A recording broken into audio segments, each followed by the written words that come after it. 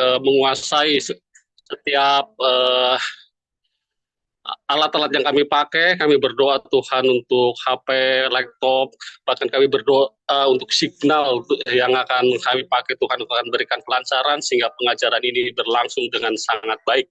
Terlebih-lebih kami mau berdoa untuk hamba-Mu yang pada malam hari ini Kau pakai untuk memberkati kami. Tuhan pakai dengan hikmat yang daripada Tuhan, urapi dengan kuasa-Mu yang ajaib, sehingga pemberitaan firman Tuhan pada malam hari ini sungguh-sungguh boleh memberkati kami. Teman-teman kami yang saat ini belum masuk atau mungkin mereka berhalangan juga Tuhan, berdoa untuk mereka, Tuhan tetap memberkati, bahkan Tuhan berikan cara agar mereka pun boleh bergabung bersama-sama kami, sehingga mereka pun boleh sama-sama terberkati. Terima kasih Bapa di sorga, terima kasih Tuhan Yesus. Sekali lagi kami menyerahkan pembelajaran pada malam hari ini, ibadah kami ke dalam tangan kuasa Tuhan sepenuh-penuhnya. Kami yakin, kami percaya bahwa Roh Kudus, Roh Tuhan akan pimpin awal, pertengahan, hingga selesainya. Puji Tuhan, di dalam nama Tuhan Yesus Kristus kami berdoa bersyukur. Haleluya. Amin. Profesor Dr. Jimmy Pesangi PhD dengan tema baptisan. Dengan kasih kami persilakan, Prof.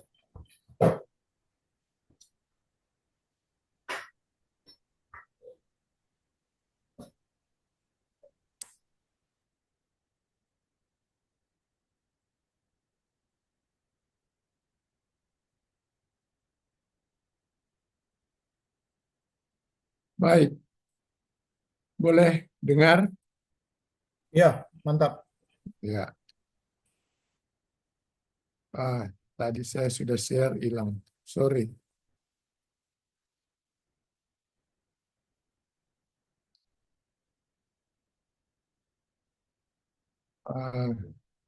Ini namanya teknologi. Ketika diperlukan, tidak jadi. Oh, sorry. Oh, ulang. Share.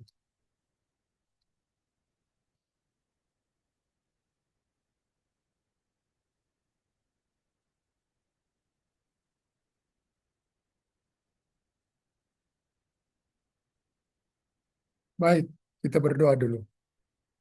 Bapa di surga, terima kasih pada kesempatan ini kami mau belajar.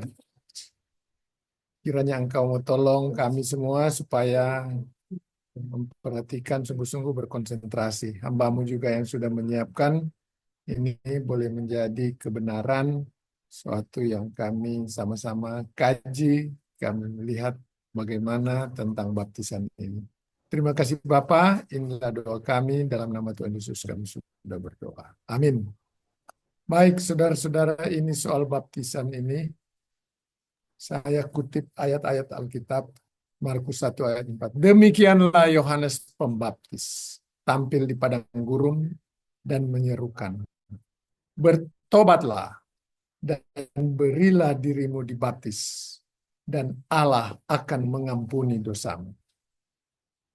Yohanes Pembaptis mengatakan bahwa bertobat, beri diri dibaptis, pengampunan dosa. Jadi yang Yohanes Pembaptis mengerti yaitu pengampunan dosa karena terjadi pertobatan dan baptisan. Yang dimaksud dengan baptisan di sini yaitu baptisan air. Kemudian Paulus, sebab Kristus mengutus aku bukan untuk membaptis, tetapi untuk memberitakan Injil, dan itu pun bukan dengan hikmat perkataan supaya salib Kristus jangan menjadi sia-sia. Coba saudara lihat di sini. Orang luar sana mengatakan bahwa Alkitab itu penuh dengan pertentangan. Baptisan saja di sini dibilang dibaptis. Markus 1 ayat 4. Yohanes Pembaptis bilang baptis. 1 Korintus 1 ayat 17 katakan apa? Tidak membaptis. Bukan untuk membaptis. Mana yang benar ini? Yohanes Pembaptis atau Paulus? Memang Alkitab itu banyak sekali pertentangan. Orang-orang ini sebenarnya mereka mengatakan pertentangan karena mereka tidak tahu sebenarnya. Karena Alkitab itu harus ortotomeo Study to show thyself approved unto God, a workman that needed not to be ashamed, rightly dividing the word of truth. Bagi dengan tepat firman kebenaran.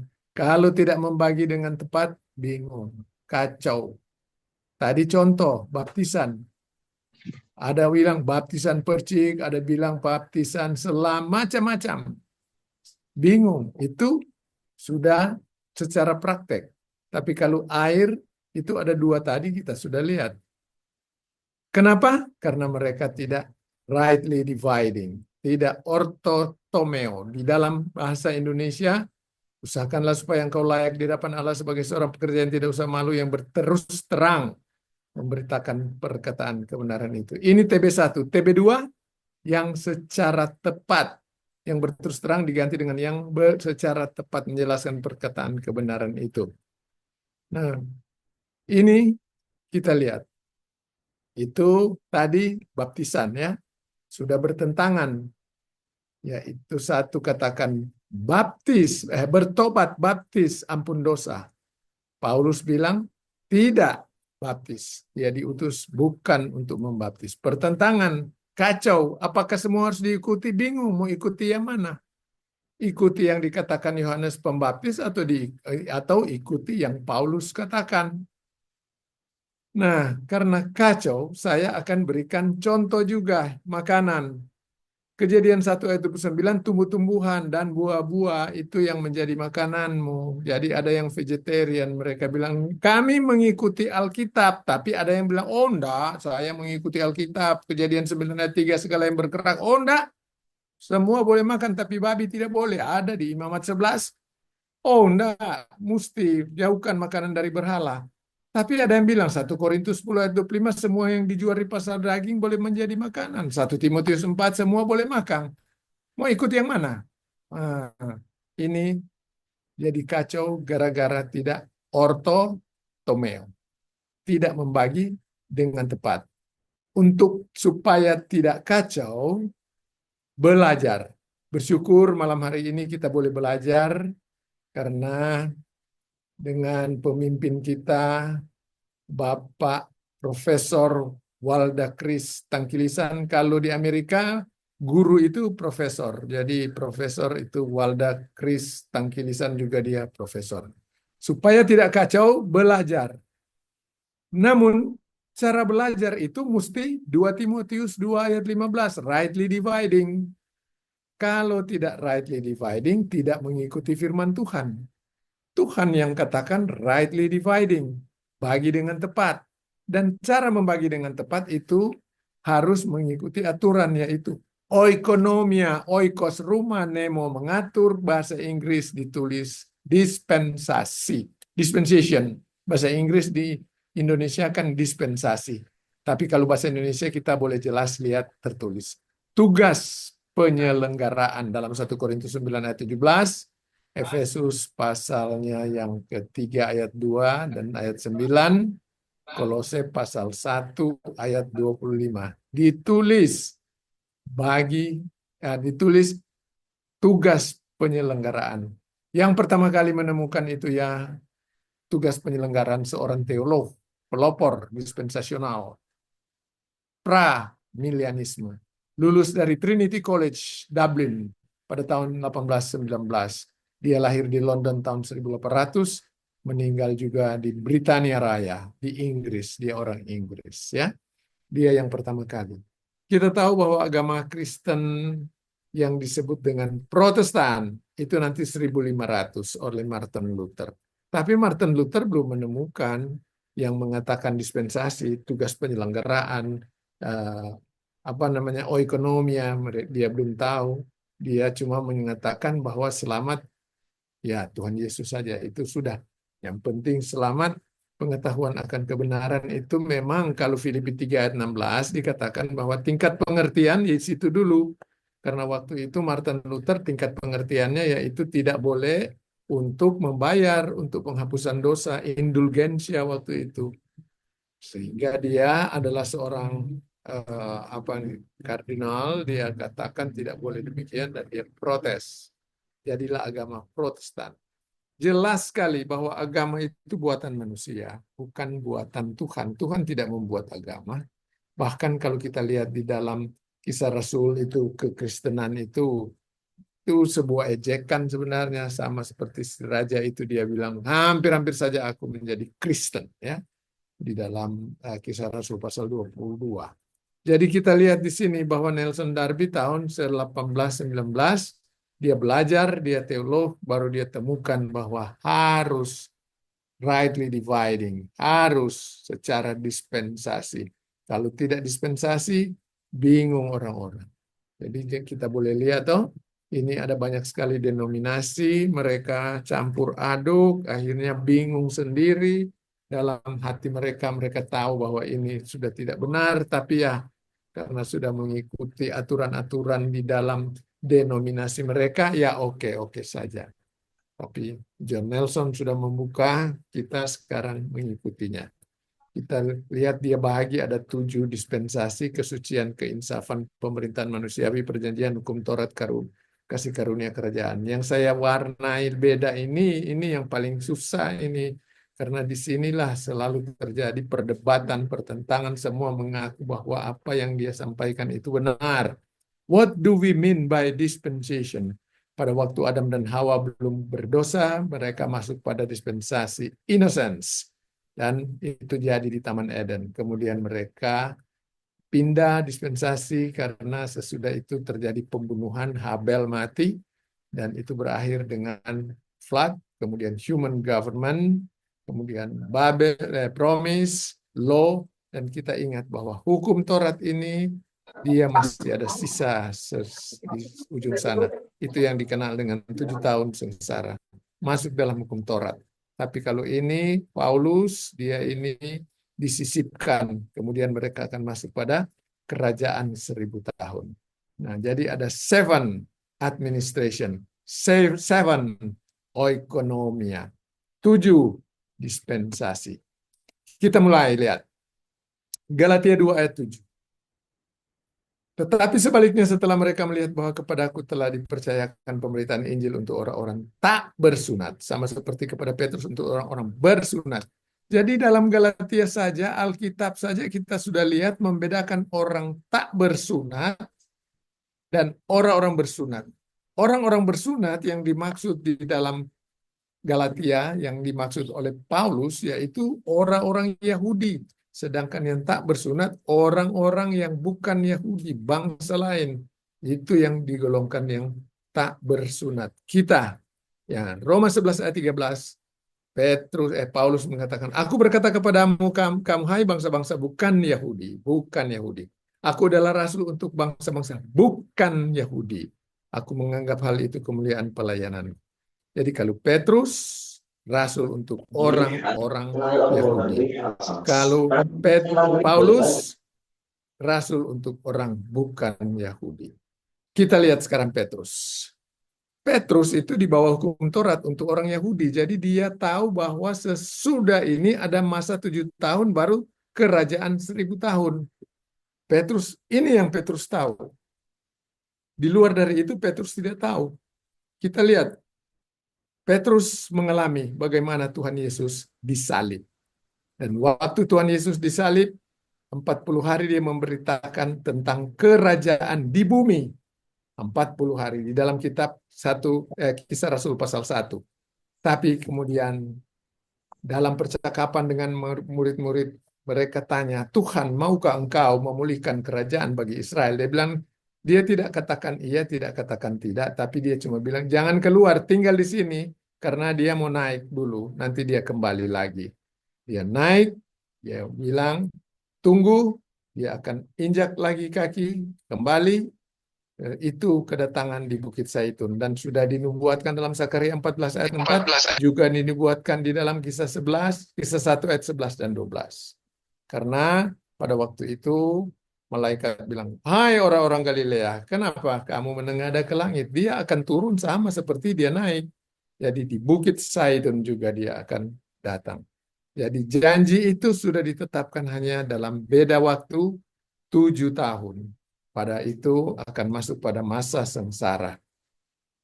Kemudian turunlah Roh Kudus. Karena kita tahu di baptis itu ada baptis Roh Kudus. Roh Kudus turun.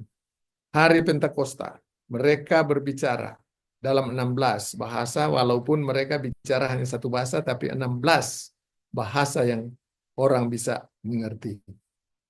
Orang-orang bingung pada waktu itu. Kok bisa demikian ya? Apa-apaan ini? Akhir daripada cerita pada waktu itu mereka katakan ini orang-orang lagi mabuk. Pagi-pagi kok sudah mabuk ya?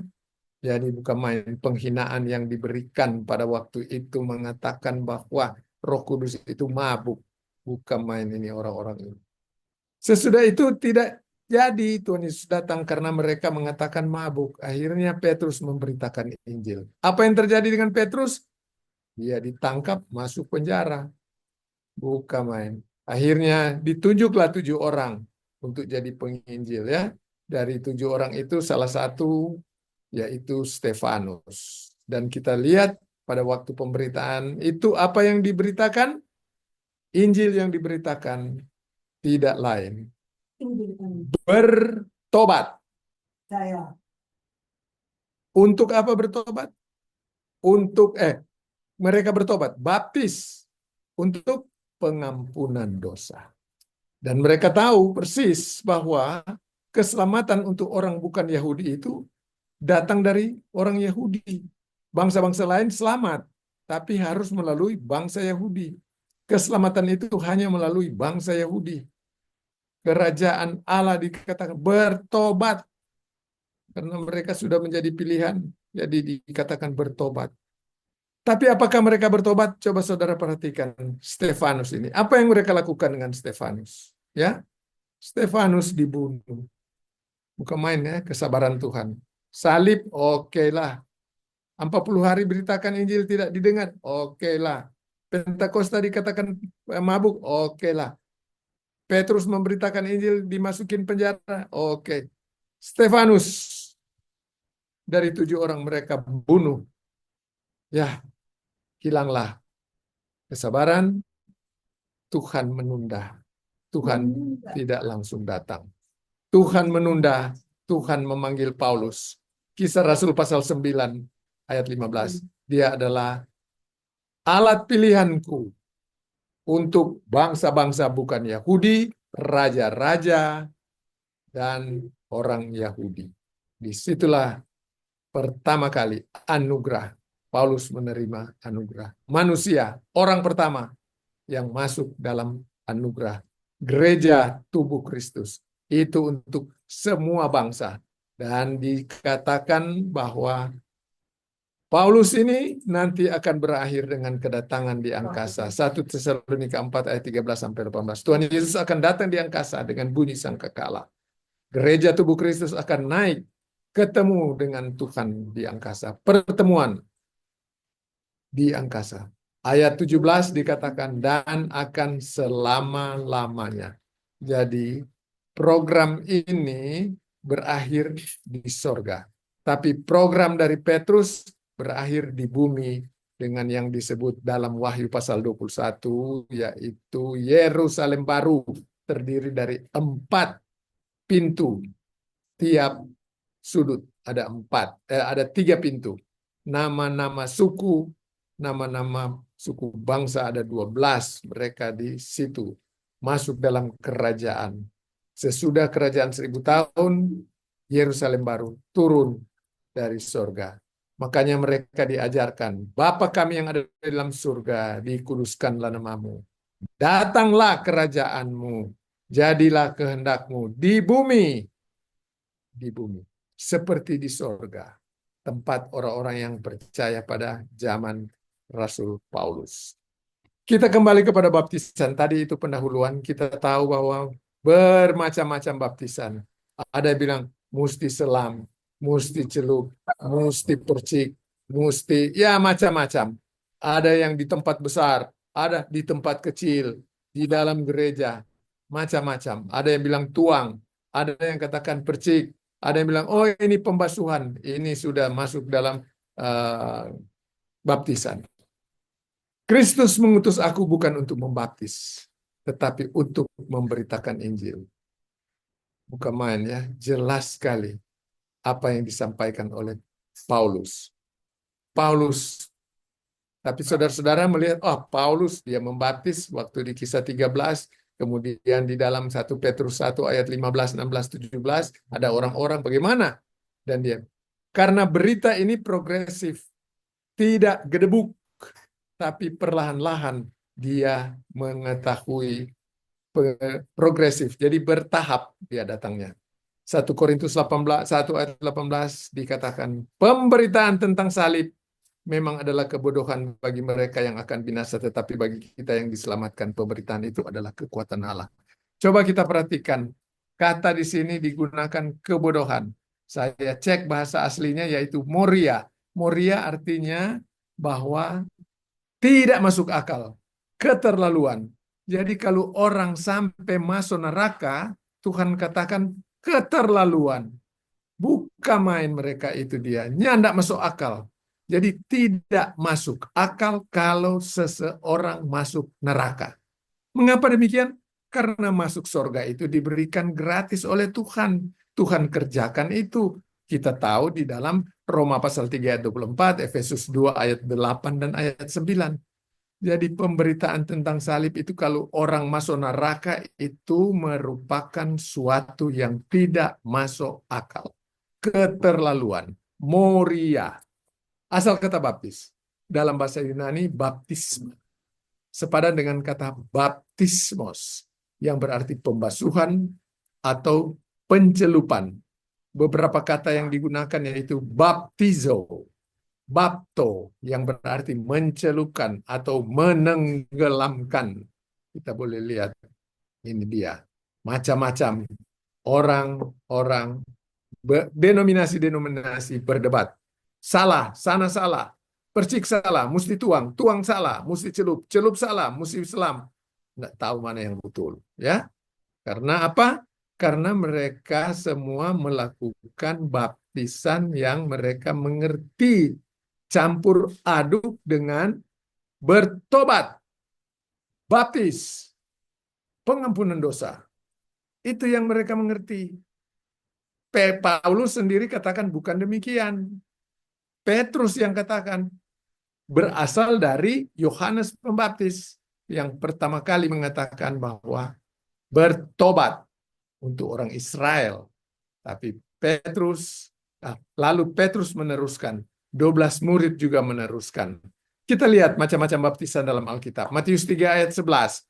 Matius pasal 3 ayat 11 ada 3, air, Roh Kudus, dan api. Selanjutnya kita lihat 1 Korintus 10 ayat 2. Di situ ada awan dan laut. Baptisan awan, di mana orang-orang Israel mengikuti tiang awan, kemudian baptisan laut, ketika mereka dikejar oleh orang-orang Mesir, karena Firaun menyesal, akhirnya apa yang terjadi? Musa, tunjukkanlah tongkatmu kembali ke laut. Tertutuplah mereka, mati semua dalam laut. Mereka dibaptis, dicelup, ditenggelamkan di dalam laut. Dalam 1 Korintus 15 ayat 29, baptisan bagi orang mati. Kemudian Mazmur 51 ayat 9 bicara soal hisop, percik. Bilangan 19 ayat 18, kemah mesti dibaptis. Bejana, orang mayat, kubur, semua mesti dibaptis. Imamat 4 ayat 6, baptisan pakai darah. Jadi ada macam-macam baptisan. Kita sekarang lihat lagi yang 1 Korintus 15 ayat 3 dan 4. 1 Korintus 15 ayat 3 dan 4. Sebab yang sangat penting itu kalau di dalam bahasa asli protos. Telah kusampaikan kepadamu. Coba saudara search, pakai Google, pakai gadget. Dan saudara ketik di Alkitab, search yang sangat penting. Saudara akan temui cuma satu kali. 1 Korintus 15 ayat 3 dan 4. Yang sangat penting itu cuma satu yang sangat penting. Kalau penting itu ada banyak. Tapi yang sangat penting cuma satu. Telah kusampaikan kepadamu yaitu apa yang telah kuterima sendiri ialah bahwa Kristus telah mati karena dosa-dosa kita. Sesuai dengan kitab suci. 15 ayat 4. Ia telah dikuburkan dan bahwa ia telah dibangkitkan pada hari yang ketiga sesuai dengan kitab suci. Jelas sekali. Dosa-dosa kita itu dihapuskan dengan kematian Yesus. Di lain pihak, pengertian dari Yohanes Pembaptis untuk penghapusan dosa mesti bertobat, kemudian dibaptis, baru terima pengampunan. Tapi kalau ini tidak, percaya saja pada Kristus yang mati kubur bangkit, beres dosanya. Markus 1 ayat 14-15, sesudah Yohanes ditangkap, datanglah Yesus ke Galilea memberitakan Injil Allah. 1 ayat 15 katanya, waktunya telah genap, kerajaan Allah sudah dekat. Bertobatlah dan percayalah kepada ini. Bertobat. Tapi kalau 2 Korintus 5 ayat 1, karena kami tahu bahwa jika kemah tempat kediaman kita di bumi ini dibongkar, Allah telah menyediakan suatu tempat kediaman di sorga bagi kita, suatu tempat kediaman yang kekal yang tidak dibuat oleh tangan manusia. Bagaimana kita terima? Percaya. Kalau di sana, di atas, bertobat. Kalau 2 Korintus 5 ayat 1, percaya. Bagaimana kita temukan bertobat dan percaya? Kalau tidak membagi dengan tepat, akan mengatakan Alkitab penuh dengan pertentangan. Dan saya lebih percaya katanya tentang apa yang disampaikan Tuhan Yesus. Bertobat. Kalau apa yang dikatakan oleh Paulus, percaya? Enggak, saya mau yang bertobat. Silakan kalau saudara tidak mengerti, tidak ortotomeo, ya saudara bertobat. Silakan bertobat. Dan silakan berusaha. Tapi kalau saudara percaya apa yang dikatakan di dalam Alkitab bahwa membagi dengan tepat ortotomeo, saudara cuma percaya. Kalau tidak membagi dengan tepat firman kebenaran yang diperintahkan oleh Tuhan dalam 2 Timotius 2 ayat 15, saudara celaka dan akan mencelakakan orang lain. Saudara menyesatkan, saudara membawa orang lain untuk mendengar firman iblis. Karena Paulus sudah pernah, dia katakan bahwa kalau ada orang yang memberitakan Injil berbeda dengan apa yang dia sampaikan, terkutuklah sekali lagi. Walaupun malaikat, sekali lagi katakan. Kalau beda dengan apa yang dia sampaikan, terkutuk. Apa yang dia sampaikan Injil, aku mau mengingatkan kamu pada Injil yang kuberitakan. Oleh Injil itu kamu selamat, asal kamu sungguh-sungguh teguh berpegang. Kecuali sia-sia saja menjadi percaya. Sebab yang sangat penting, Yesus mati untuk dosa-dosa kita. Dia dikuburkan, dan dia dibangkitkan. Jadi sebab yang sangat penting telah kusampaikan kepadamu, yaitu apa yang telah kuterima sendiri, ialah bahwa Kristus telah mati karena dosa-dosa kita. Sesuai dengan kitab suci, bahwa ia telah dikuburkan dan bahwa ia telah dibangkitkan pada hari yang ketiga, sesuai dengan kitab suci. Injil yang diberitakan dalam Matius, Markus, Lukas, Yohanes tidak punya kekuatan untuk membawa manusia ke surga. Tidak bisa. Matius, Markus, Lukas itu hanya membawa saudara ke Yerusalem baru, ke kerajaan 1000 tahun. Tapi sekarang tidak dalam operate, tidak berlaku sekarang. Karena sekarang yang berlaku yaitu kasih karunia, anugerah, pemberian cuma-cuma, gereja tubuh Kristus. Nah, pertanyaan sekarang. Apakah Petrus tahu tentang mati kubur bangkit? Saudara boleh baca dalam Matius 6 ayat 21-23, dalam Matius 7, ya. Jadi kalau itu Petrus, dia sama sekali, saya salah ini ya, Matius 16. Apakah Petrus tahu tentang mati kubur bangkit? Matius 16.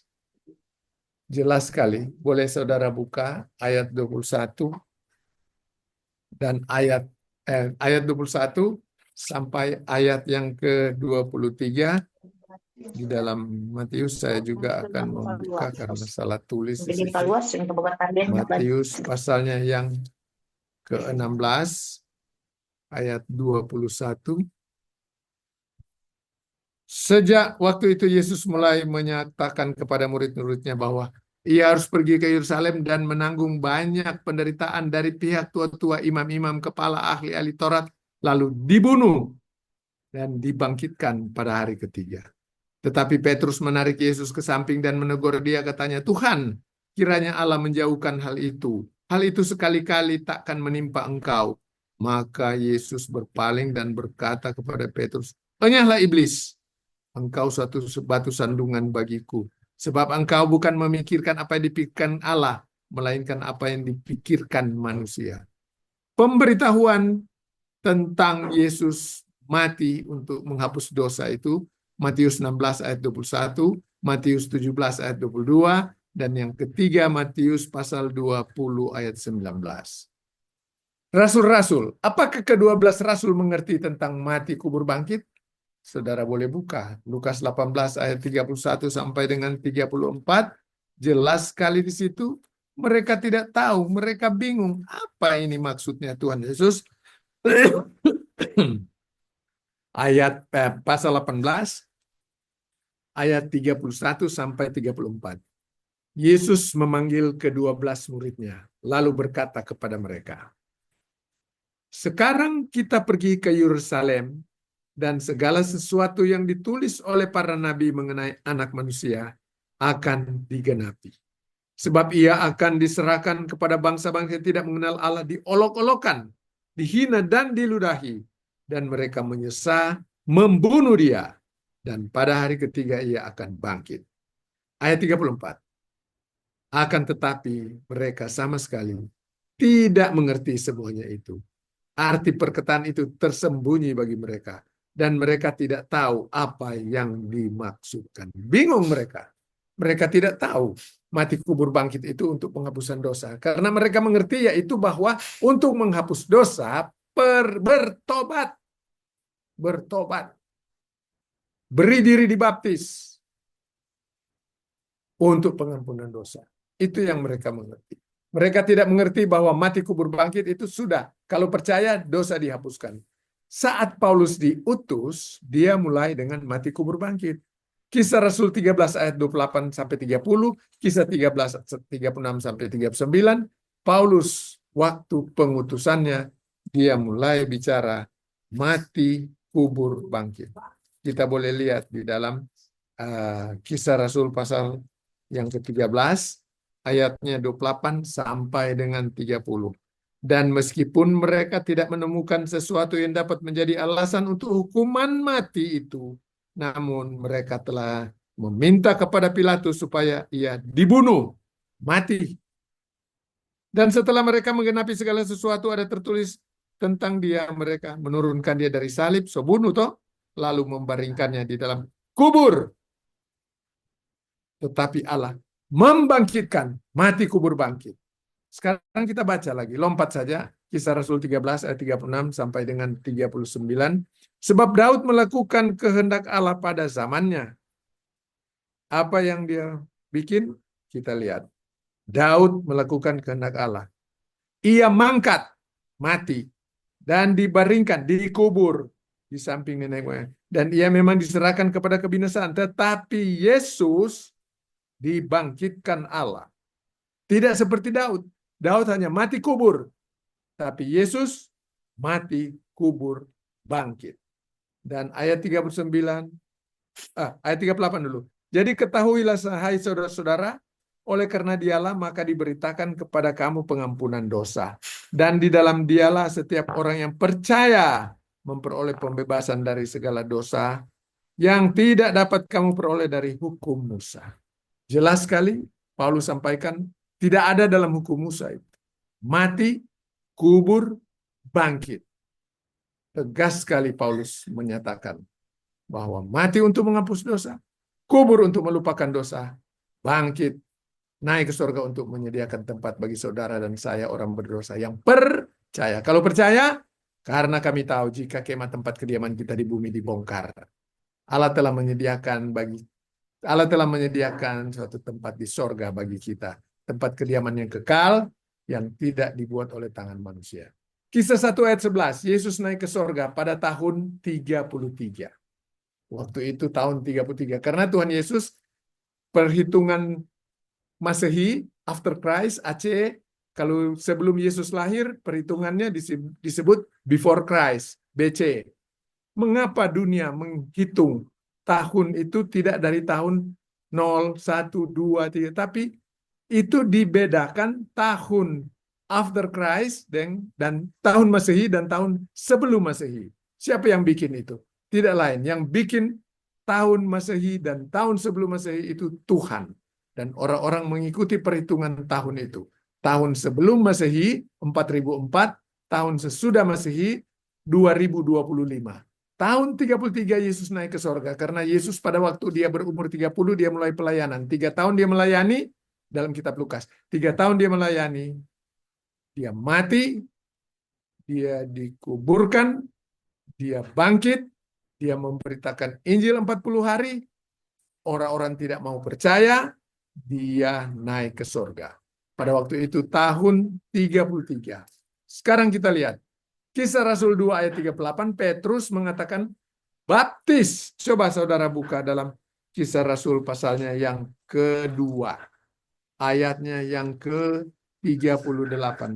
Apa yang dikatakan oleh Petrus pada waktu itu? Karena mereka bertanya waktu itu. Jawab Petrus kepada mereka, bertobatlah dan hendaklah kamu masing-masing memberi dirimu dibaptis dalam nama Yesus Kristus untuk pengampunan dosa, maka kamu menerima karunia Roh Kudus. Petrus tahu bahwa menerima karunia Roh Kudus kalau bertobat dan baptis. Petrus tahu demikian. Yesus sudah naik ke surga? Sudah. Bayangkan Yesus sudah mati, kubur, bangkit. Tahun 33, naik ke surga. Tapi Petrus masih tetap memberitakan baptis. Petrus sama sekali tidak tahu bahwa Yesus mati di salib, dikuburkan dan bangkit itu demi pengampunan dosa dan penyediaan tempat, melupakan dosa dan menyediakan tempat di surga. Petrus tidak tahu sama sekali. Padahal bedanya cuma berapa tahun itu, tapi Petrus belum mengerti. Petrus, walaupun Yesus sudah naik, walaupun sudah terjadi hari Pentakosta, tapi Petrus tetap pegang, bertobat, baptis, pengampunan dosa, terima Roh Kudus. Dia tambah terima Roh Kudus karena Tuhan sudah menjanjikan bahwa Tuhan akan pulang, naik ke surga dan akan kirim Roh Kudus. Jadi itu yang Petrus tahu. Di dalam Kisah 9 ayat 15, Paulus ketemu Tuhan Yesus pada tahun 35. Paulus ketemu waktu perjalanannya ke Damsyik. Dia ketemu dengan Tuhan Yesus. Sinar, buta dia. Ketika dia buta, Tuhan Yesus, Tuhan Allah memanggil, Ananias, sini kau. Pergi ke sana. Ada orang dah tunggu di sana. Pasal 9, ayatnya yang ke-11. Firman Tuhan, inilah aku Tuhan. Pergilah ke jalan yang bernama Jalan Lurus. Di situ ada orang yang nama Saulus. Dia buta. Berdoa. Tapi Ananias bilang, ayat 13. Ya, Ananias, Tuhan, dari banyak orang ku dengar tentang orang itu. Betapa banyaknya kejahatan yang dia lakukan terhadap orang-orang kudus di Yerusalem. Dia bunuh. Bukan main ini Ananias. Tuhan sudah perintahkan, dia masih berdebat dengan Tuhan. Hebat sekali. Emangnya Tuhan tidak tahu? Tuhan tahu. Tapi Tuhan katakan, tetapi firman Tuhan kepadanya, kepada Ananias, pergilah. Orang ini adalah alat pilihan bagiku. Chosen vessel, bahasa Inggrisnya. Untuk memberitakan namaku kepada bangsa-bangsa lain. Pertama kali disebutkan orang Indonesia termasuk di dalamnya. Luar biasa. Paulus ketemu dengan Tuhan Yesus. Pada tahun 35. Gereja tubuh Kristus, anggota gereja tubuh Kristus yang pertama-tama, yaitu Paulus dalam Kisah 9 ayat 15. Lalu di dalam 1 Korintus 1 ayat 17 Paulus tahu tidak membaptis. Itu nanti tahun 59 karena Paulus menerima secara progresif. Makanya di dalam ayatnya yang 1 Korintus pasal 1 ayatnya yang ke-15, kita boleh lihat di situ. Ayat 14 saja mulai. Aku mengucap syukur bahwa tidak ada seorang pun di antara kamu yang aku baptis. Mengucap syukur tidak ada yang dia baptis. Namun, kalau saudara baca, apa? Berikut. Crispus Gaius. Tidak ada yang mengatakan bahwa dibaptis dalam namaku. Stefanus. Kecuali mereka tidak, Paulus sudah tidak tahu. Keluarga Stefanus. Jadi ada orang yang dia baptis. Mengapa dia baptis? Karena dia belum tahu. Di dalam Kisah Rasul 13 dia juga membaptis. Kenapa? Karena dia tidak tahu. 35 sampai 59. Nanti 59 ketika dia tulis surat kepada orang Korintus baru dia tahu. Oh, aku diutus bukan untuk membaptis. Kalau kita lihat perbedaannya yaitu 24 tahun. Bukan main ya. Paulus tidak mengerti. Dalam 1 Korintus 12 ayat 13 Paulus katakan bahwa baptisan itu adalah pekerjaan Roh Kudus. itu nanti tahun 59. 24 tahun kemudian sesudah dia percaya, sesudah dia menjadi anggota gereja tubuh Kristus. Roma 6 ayat 3 dan 4, Paulus tahu bahwa baptis ke dalam kematian. Sebelumnya Paulus itu dibaptis dia karena dia orang Yahudi. Filipi pasal 3. Dia itu disunat pada hari ke-8. Dia mengerti sekali. Dia mengikuti semua. Dia orang Farisi. Dia dibaptis. Jadi dia tahu bahwa baptisan air itu harus dilakukan. Dia tahu persis. Tapi kemudian dia sadar. Dia tahu. Dia dikatakan. Dia terima wahyu bahwa baptisan itu dalam kematian. Bukan dalam air, tapi dimasukkan dalam kematian. Efesus 4 ayat 5, Paulus tahu hanya satu baptisan, tidak ada dua. Kalau selamat pengampunan dosa, baptisannya cuma satu. Kalau baptisan itu dalam kematian, bukan dalam air. Kalau Petrus tahu baptisan itu dalam air untuk pengampunan dosa. Tapi Paulus tahu baptisan cuma satu, itu ke dalam kematian. Efesus ditulis tahun 60. Titus 3 ayat 5, tahun 65. Paulus tahu baptis itu pekerjaan dari Roh Kudus. Bukan pekerjaan dari pendeta atau manusia. Petrus tahu bahwa baptisan itu pekerjaan manusia. Petrus tidak tahu bahwa baptisan itu pekerjaan dari Roh Kudus. Program Allah mengutamakan bangsa Israel berubah ke bangsa-bangsa lain dengan jalan yaitu memanggil Saulus. Kisah 9 ayat 15 tadi kita sudah lihat. Di dalam Matius 10 ayat 5 dan 6, 12 murid itu termasuk Yohanes, Matius, itu dipanggil oleh Tuhan Yesus, sini 12 murid, aku mau mengutus kalian.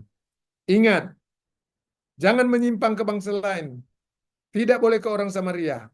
Hanya khusus untuk orang Israel. Di dalam Matius pasal 15 ayat 24, seorang perempuan Sirofenesia, anaknya sakit, merengek-rengek kepada Tuhan Yesus. Tapi apa yang dikatakan Tuhan Yesus? Tidak layak memberikan roti yang disiapkan untuk anak kepada anjing. Waduh, bukan main. Petrus sendiri bingung, 3 kali dia disuruh makan makanan haram, dia tidak mau. Dia bilang di dalam Kisah 10 ayat 28, kamu tahu betapa kerasnya larangan bagi orang Yahudi untuk bergaul dengan orang bukan Yahudi, sedangkan bergaul tidak boleh. Apalagi mau makan tuh haram, 3 kali turun itu.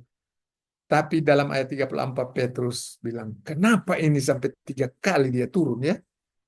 Suruh makan itu makanan-makanan haram. Oh, aku mengerti Tuhan tidak lagi membedakan. Sama. Petrus mengerti.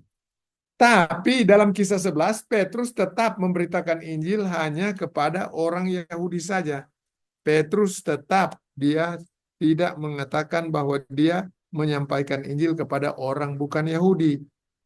Ayat 19, sementara itu banyak saudara-saudara telah tersebar karena penganiayaan yang timbul sesudah Stefanus dihukum mati. Maka tersebar sampai ke Venesia, Siprus, Antioquia. Namun mereka memberitakan Injil kepada orang Yahudi saja. Cuma orang Yahudi. Roma 1 ayat 16 dikatakan bahwa Injil itu kekuatan Allah.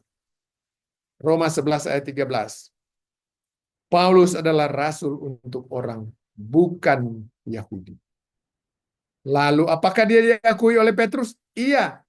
Pasal 2 Petrus 3 ayat 15, Petrus bilang itu kesabaran Tuhan untuk menunggu keselamatan sama seperti yang disampaikan oleh Paulus.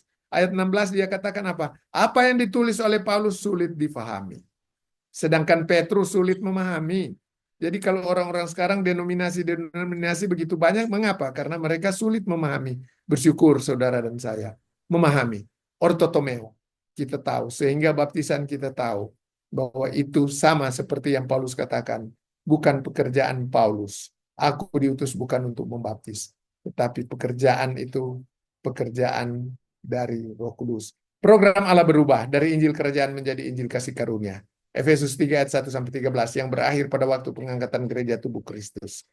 Akhir daripada program kasih karunia yaitu 1 Tesalonika 4 ayat 13 sampai 18. Kemudian berlakulah konsili gereja 1 di Nisea tahun 325. Mereka belum tahu ortotomeo. Konsili gereja kedua di Konstantinopel tidak juga tahu tentang ortotomeo. Konsili gereja ketiga di Efesus 431 tidak tahu. Mereka tetap beradu argumentasi tentang baptisan. Karena mereka tahu mesti dibaptis. Mereka mencampur adukan Petrus dan Paulus. Saya bahkan pernah pergi ke Roma. Saya pergi di Roma situ ada 3 gereja besar, yaitu Saint Petrus. Itu yang basilika sekarang, luar biasa kekayaan yang ada di situ. Di Vatikan. Kemudian saya pergi ke Saint Paul. Itu gereja Paulus namanya. Dan saya pergi ke Saint Yohanes. Situ gereja Yohanes. Dan saya lihat di situ mereka bikin patung. 12 rasul. Dan Paulus ada di dalam situ. Saya juga bingung. Tapi ya sudahlah. Tingkat pengertian mereka seperti yang ditulis oleh Alkitab di dalam Filipi 3 ayat 16. Bahwa tingkat pengertian yang kita pegang ya oke. Di situ dulu. Tidak apa-apa. Karena nanti satu kali 2 Timotius 2 ayat 17 Tuhan akan membuka, menunjukkan. Bayangkan siapa namanya? Yang bikin Protestan ini protes. Martin Luther. Apa? So lupa di nama. Martin Luther. Terima kasih Prof. Walda. Martin Luther. Coba bayangkan Martin Luther 1500 bikin indulgensia dia tentang. Tapi dia tidak temukan ortotomeo. Nanti Darby, Nelson Darby 1800-an baru dia bisa temukan. Itu karena memang sesuai dengan yang Tuhan katakan. Tingkat pengertian biar dulu di situ. Filipi 3 ayat 16. Nanti Tuhan bukakan 2 Timotius pasal 2 ayat 17. Sabar, Tuhan akan bukakan. Tingkat pengertian kita juga nanti Tuhan akan bukakan. Bayangkan konsili 1, 2, 3 mereka tidak tahu. Ya, karena memang belum dibukakan. 1 Korintus 12 ayat 13. Saya suka dalam bahasa Inggris. For by one, by. Tapi kalau dalam bahasa Inggris, dalam. Tapi sebenarnya itu, ini King James Version. For by, oleh satu roh. We all baptized into one body. Whether we are be Jews or Gentiles. Whether we born or free. Born ini budak. Free, orang bebas. And have been all made to drink into one spirit. Satu spirit. Satu. For by one. Oleh satu roh kudus. Saudara-saudara dibaptis ke dalam satu tubuh. Siapa itu? Gereja tubuh Kristus. Siapa itu? Yesus Kristus yang mati di kayu salib. Roma 6 ayat 3 dan 4. Atau tidak tahukah kamu bahwa kita semua yang telah dibaptis dalam Kristus, telah dibaptis dalam kematiannya. Jadi waktu Tuhan Yesus mati, saudara dan saya dihisapkan ke sana 2025 tahun. Oh, 2900, ya, enggak sampai 2025 karena tahun 33 atau dalam kematiannya. Dengan demikian kita telah dikuburkan bersama-sama dengan dia oleh baptisan dalam kematian supaya sama seperti Kristus telah dibangkitkan dari antara orang mati oleh kemuliaan Bapa, demikian juga kita akan hidup dalam hidup yang baru. Di mana? Di sorga. Berapa lama? Selama-lamanya. Mau turun lagi? Tidak. Kita tidak akan turun bersama-sama dengan Tuhan Yesus. Yang akan turun dengan Tuhan Yesus yaitu mereka yang sekarang ada di dalam pangkuan Abraham. Siapa-siapa mereka? Adam, Metusala, siapa lagi? Henok. Siapa orang-orang itu? Sem, Ham, Yafet. Itu semua mereka akan turun. Musa. Mereka akan masuk pada kerajaan 1000 tahun. Efesus 4 ayat 5. Satu Tuhan, satu iman, satu baptisan. Kalau 2, nah, terima itu. Cuma 1. Kalau 2, ya oke lah. Asal yang 1 cuma pendeta bikin. Saya sudah 2. Karena waktu saya kecil, saya dibaptis, saya tidak sadar. Pernah dibaptis, cuma tahu bahwa dibaptis karena ada surat baptisan pada waktu itu. Kalau tidak ada surat baptisan, tidak sadar pada waktu itu. Tapi untuk kedua kali saya belum, ya. Dan saya sudah dibaptis, 1 baptisan. Kalau tidak dibaptis oleh 1 baptisan, tunggu baptisan api. Baptisan api menanti saudara. Kalau saudara belum dibaptis oleh Roh Kudus ke dalam kematian Yesus Kristus. Pada waktu itu Dia telah menyelamatkan kita bukan karena perbuatan baik yang telah kita lakukan, tapi karena rahmat-Nya, karena kebaikan-Nya, karena anugerah-Nya, oleh karena kasih karunia-Nya, permandian kelahiran kembali, dan oleh pembaharuan yang dikerjakan oleh Roh Kudus. Bukan dikerjakan oleh manusia, tapi Roh Kudus yang baptiskan kita ke dalam kematian Kristus. Di dalam Dia kamu juga, karena kamu telah mendengar firman kebenaran. Apa itu firman kebenaran? Yaitu Injil keselamatan. Apa isinya? Mati kubur bangkit. Di dalam Dia kamu juga. Ketika kamu percaya, cuma percaya, dimeteraikan dengan Roh Kudus yang dijanjikan itu. Aduh, makanya di dalam 1 Korintus 1 ayatnya yang ke-18 dikatakan dalam bahasa Indonesia bodoh, tapi dalam bahasa asli muria, yang berarti bahwa tidak masuk akal, keterlaluan. Kalau ada orang yang masuk neraka, keterlaluan. 1 Korintus 1 ayat 18. Kita boleh gunakan ayat itu untuk menyampaikan Injil juga. Keterlaluan saudara kalau saudara mau masuk neraka. Karena masuk surga sudah dikerjakan oleh Tuhan sendiri. Saudara dan saya tidak mampu. Kita tidak mampu mengerjakan itu. Makanya Tuhan datang. Kalau kita mampu, Tuhan bilang, bikin. Tapi karena kita tidak mampu, jadi Tuhan yang kerjakan. Makanya Dia katakan, keterlaluan. Moria. Beda dengan Moria, Bukit Moria itu tempat di mana Salomo membangun Bait Allah, ya, di Bukit Moria. Ada 7 bukit di Yerusalem sana. Kesimpulan, mengacu pada Alkitab, bagi dengan tepat firman Tuhan itu. 2 Timotius 2:15. Percaya pada Injil Paulus. Paulus katakan Galatia 1 ayat 8-9. Kalau ada orang, sekalipun malaikat, memberitakan Injil yang berbeda dengan apa yang telah kusampaikan, terkutuklah dia, iblis dia. Sekali lagi aku akan sampaikan, jika ada orang yang memberitakan Injil berbeda dengan apa yang telah kuberitakan, terkutuk. Selamat masuk surga karena Kristus mati, kubur, bangkit. Itu Injil. Tempat kekekalan yaitu di surga. 2 Korintus 5 ayat 1. Baptisan dikerjakan oleh Roh Kudus, Titus 3 ayat 5, oleh Roh Kudus, 1 Korintus 12 ayat 13. Terima kasih, kiranya ini boleh menjadi satu kekuatan bagi saudara dan saya. Kami kembalikan kepada host Dr. Alda, Prof. Alda. Silakan. Prof. Walda. Ya, Baik, terima kasih Prof untuk pemaparan yang sudah luar biasa ini. Yang kalau saya coba lihat di sini, Prof ingin mengangkat bahwa menjelaskan ada berbagai jenis baptisan yang sepertinya ketika Paulus membaptis Yesus, dia sempat berkata, aku membaptis kamu dengan air, tetapi dia yang datang sesudah akan membaptis kamu dengan roh dan api. Lalu ada baptisan juga yang dikatakan, demikianlah kita telah dibaptis ke dalam kematian Kristus. Nah, ini memang yang tadi sempat diangkat di dalam penjelasan. Nah, baik Bapak Ibu Saudara, kemudian ada juga yang disampaikan oleh Prof.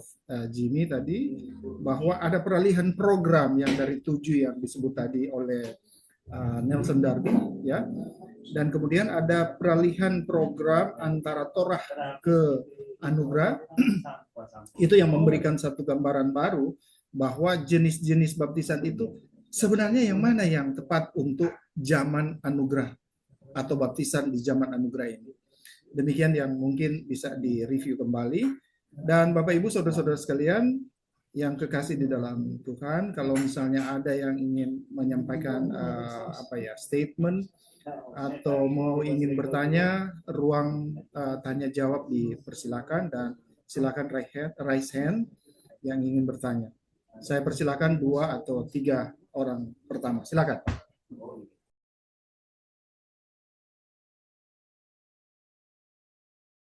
Silakan, ada yang ingin bertanya atau ada yang ingin mungkin mau menyanggah. Boleh begitu, Prof, ya?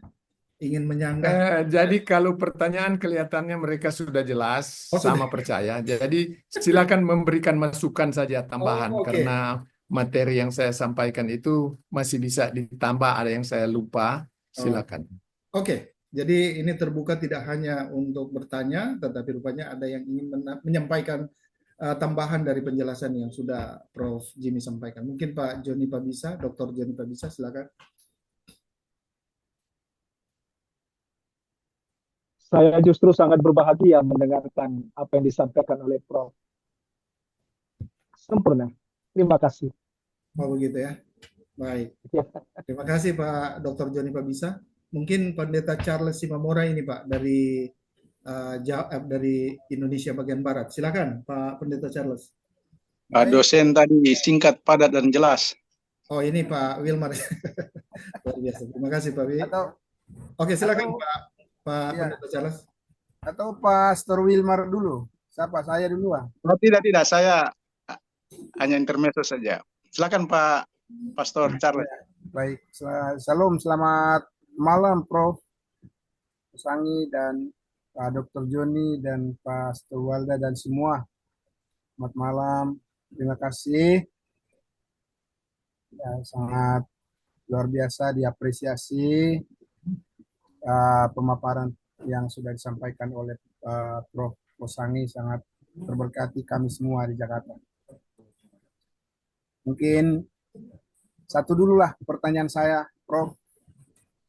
Ini nanti mungkin kalau ada waktu saya lanjutkan lagi pertanyaan berikutnya. Ini ke arah administrasi nih, Prof. Administrasi gereja, kadang kita harus mengeluarkan semacam surat baptisan untuk keperluan administrasi di hadapan pemerintah lah. Ya. Nah, terus kita mengeluarkan surat baptisan, surat keterangan baptisan untuk jemaat karena diperlukan untuk pernikahan atau di sekolah dan seterusnya. Tetapi kita yang membuat pernyataan bahwa seseorang itu kita nyatakan bahwa dia sudah dibaptis ke dalam tubuh Kristus oleh Roh Kudus.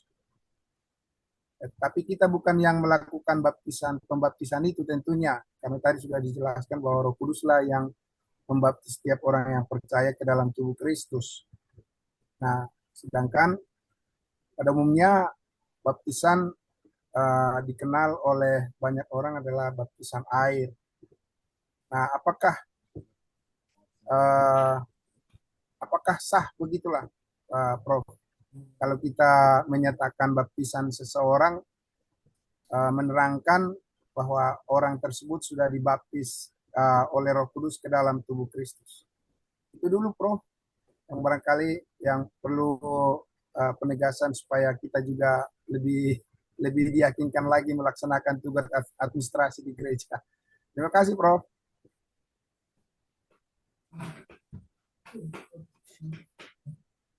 Silakan Pak Strolda. Oke, silakan Prof. Jimmy mau menanggapi. Baik. Langsung Pak. Begini, ini soal administrasi. Saya pikir kalau misalnya mau mengeluarkan surat seperti yang diterangkan tadi oleh Pendeta Charles Simamora, Ya, saya yakin itu tidak ada masalah karena percaya pada baptisan yang dikerjakan Roh Kudus itu yang menentukan kita ke sorga atau tidak kan? Jadi kalau kita sudah percaya bahwa baptisan itu dikerjakan oleh Roh Kudus untuk administrasi dunia, ya tidak ada masalah, terserah. Karena Tuhan tidak akan mengatakan saudara batal masuk sorga karena saudara sudah membuat surat keterangan bahwa dibaptis.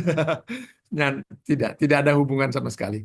Tuhan Allah tahu kenapa kita mesti bikin surat baptisan itu karena keperluan administrasi dan kita tahu juga itu ya maklumlah kita itu ada hubungan dengan kepercayaan dunia di mana mesti ada surat-surat itu. Sama dengan akte kelahiran toh, kita memerlukan. Jadi saya kira tidak ada masalah itu. Kalau kita mengikuti juga denominasi, ada denominasi, sepanjang mereka mengatakan bahwa baptisan yang mereka kerjakan itu tidak ada hubungan dengan apa yang disampaikan oleh Petrus tadi. Bertobat, baptis, pengampunan dosa, terima Roh Kudus. Sepanjang itu tidak ada hubungan dengan itu bahwa baptisan yang dikerjakan oleh Roh Kudus, saya kira tidak ada masalah. Makasih. Terima kasih, Prof. Ya, baik. Baik, Kembalikan kepada Penatua Walda. baik. Terima kasih Pak Pendeta Charles dan Prof. Jimmy yang sudah berinteraksi dalam bentuk tanya jawab. Ini Prof ada pertanyaan di room chat. Di situ dikatakan bahwa mengapa Yesus tidak berdosa tapi dibaptis? Dosa, tapi untuk dinyatakan kepada orang Israel. Beda dengan yang Petrus sampaikan, dibaptis untuk pengampunan dosa. Kalau Kristus bukan untuk pengampunan dosa, tapi tertulis dalam Alkitab, dia dibaptis untuk dinyatakan kepada Israel. Itu saja. Makasih. Oke, baik. Ini tadi yang ditanyakan oleh Bung Yoram. Tapi ini ada raise hand lagi nih. Bung Yoram ingin bertanya atau statement, mau menambahkan, silakan. Saya berikan kesempatan 1-2 menit ke depan. Silakan. Udah cukup. Jadi ini sana jelas banget buat baptisan itu kayak gimana, terutama di Susanto yang sudah melakukan pembaptisannya sama Ibu Pendeta Indiana Simanggo di Gereja Presbyterian Jakarta. Walaupun masih sempat mengalami spam apa ya, tetap diberkati. God bless for you all. Dan itu aja dari pertanyaan dari saya. Terima kasih. Baik, terima kasih. Ini laptop saya ini lagi bermasalah. Baik, Bapak Ibu Saudara-saudara yang kekasih, ini kita masih ada waktu kurang lebih 40 menit ke depan. Dan kalau ada yang ingin menambahkan, saya masih mempersilakan. Silakan. Saya bisa, Pak Walda. Silakan, Pak Walda. Iya, silakan, Pak. Silakan. Ya, tadi saya bilang baru pertanyaan di awal, ini ada lanjutan lagi. Terima kasih waktu yang diberikan. Ini saya, Prof, ada juga pertanyaan saya mengenai bagaimana keautentikan dari sebuah Injil yang dipercayai oleh seseorang dalam kaitan dengan keselamatan. Kalau orang itu bersikukuh bahwa baptis pekerjaanmu. Jadi kalau ada orang yang bilang, oh enggak, saya mesti dibaptis air, terserah dia. Tapi kita tahu bahwa kalau masuk sorga, selamat itu, percaya Yesus, tambah sesuatu, tidak bisa. Tidak bisa. Itu menghina Tuhan. Bayangkan Tuhan sudah datang, sudah kerjakan, sudah bikin beres. Kedengarannya bagus kan? Karena percaya Yesus tambah baptis. Padahal itu tidak demikian. Karena jelas sekali. Kalau kita ortotomeo, kita membagi dengan tepat, kita tahu bahwa masuk surga, selamat itu, baptisan itu dikerjakan oleh Roh Kudus, kemudian kita doing nothing. Bikin, tidak ada apa-apa yang kita bikin. Hanya percaya. 115 kali Alkitab mengatakan percaya. 35 kali kita percaya. Tanpa sesuatu beres. Kalau pakai sesuatu, menghina. Makasih. Baik, luar biasa di sesi yang pertama. Masih lanjut lagi sedikit lagi. Oke, silakan. Jadi begini, Prof. Mereka juga tentu punya dasar Alkitab. Karena Markus 16 ayat 16 mengatakan, siapa yang percaya dan dibaptis akan diselamatkan. Tapi siapa yang tidak percaya akan dihukum. Nah, ini bukan perkataan Rasul, tapi perkataan Yesus sendiri. Yesus langsung menyampaikannya, bahwa siapa yang percaya dan dibaptis akan diselamatkan. Nah, ini bagaimana Prof bisa Baik. menjelaskan ini? Jadi Tuhan Yesus mengatakan bahwa siapa yang dibaptis, Markus 16. Tapi kita mesti perhatikan, Matius, Markus, Lukas, Yahya. itu Tuhan Yesus yang berbicara di situ. Kepada siapa? Apakah itu kepada kita? Tidak, tidak. Itu kepada orang Yahudi. Dan kalau orang bukan Yahudi mau mengikuti itu, Tuhan Yesus saja pada waktu Matius pasal 15 ayat 24 sampai 26, Tuhan Yesus katakan anjing. Waduh, keras sekali ya. Anjing Tuhan Yesus bilang. Jadi kalau yang tadi, kenapa kita mau ikuti? Itu jelas sekali Markus tulis kepada orang Yahudi, tidak kepada kita. Walaupun itu dikatakan oleh Tuhan Yesus. Tuhan Yesus merubah program kepada orang-orang bukan Yahudi, raja-raja. Benar, saya setuju. Tapi itu hanya pelajaran bagi kita. Tapi kita mesti tahu kalau di dalam bahasa Inggris terasa sekali itu. Beda for, beda to. Tadi itu for us. Alkitab itu for us.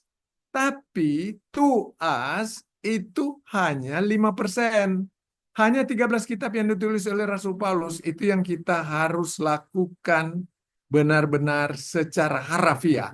Tapi kalau yang lain 95% itu dituliskan untuk orang Yahudi. Tapi itu for us. 2 Timotius 3 ayat 16. Segala tulisan yang difirmankan Allah berguna untuk jadi pelajaran untuk kita. Tadi saya juga kan kutip ayat Markus, saya kutip Matius. Kenapa? Karena untuk pelajaran sama dengan Matius pasalnya yang ke-15 ayat 24 sampai 16. Sampai 26. Tuhan Yesus bilang itu. Oke, makasih. Baik, boleh Pak Walda saya teruskan the last yang terakhir saya mau tanya ke Prof. Mohon izin, Pastor. Ya, Pak, ya Prof. Bagaimana ortotomeo diperhadapkan dengan Yohanes 3:16? Apakah itu ditulis untuk anak atau untuk anjing?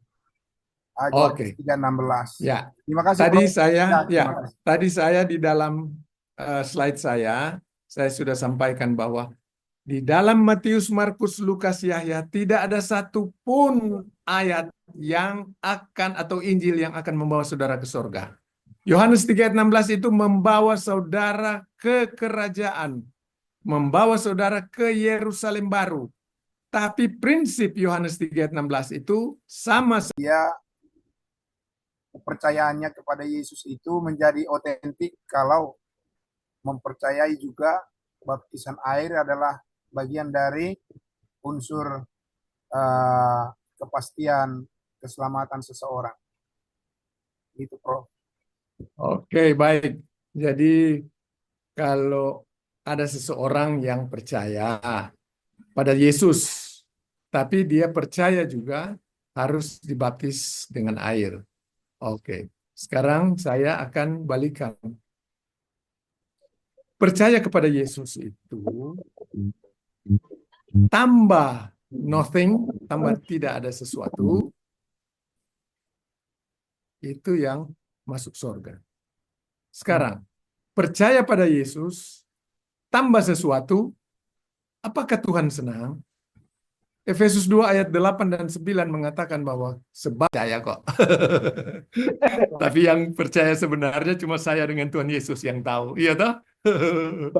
Pengakuan Gitu. Jadi Prof begitu. justru itu yang Iya. pengakuan Prof justru itu yang menjadi kesaksian bagi kami. Yang jadi kesaksian sehingga Pak Dr. Joni Pak bisa menjawab iya karena Ya. dia melihat apa yang saya sampaikan, bagaimana tindak tanduk saya. Cuma bahaya sekali Dr. Joni Pak bisa kalau saya jatuh dalam dosa. Aduh, memang celaka sekali kan. Nanti orang-orang bilang bukan